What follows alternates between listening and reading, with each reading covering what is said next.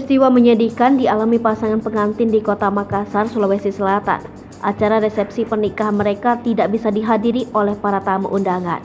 Penyebabnya karena hampir semua jalan protokol di Kota Makassar ditutup lantaran adanya aksi demo.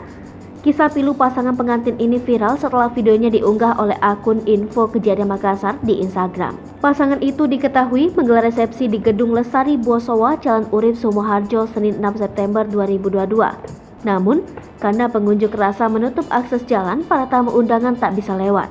Pria dalam video itu mengaku pasangan pengantin ini sudah mempersiapkan resepsi hari bahagia mereka sebulan lebih.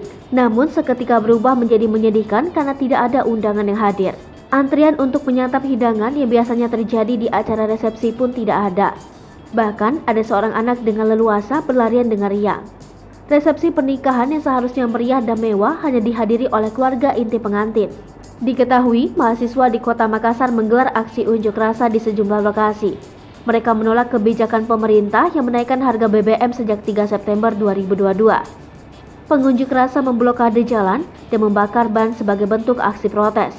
Hal tersebut membuat lalu lintas lumpuh total.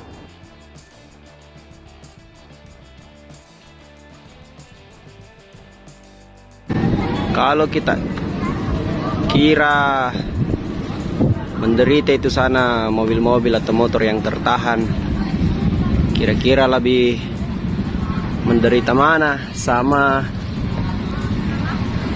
pengantin yang ada di Gedung Lestari Bosowa.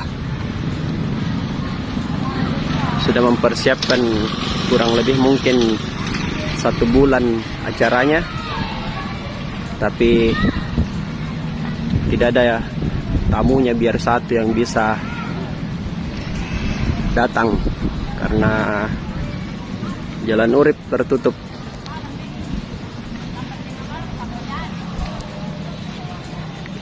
Dan seperti biasa kalau demo-demo besar seperti ini ya sampai tengah malam biasanya. Ini keluarganya.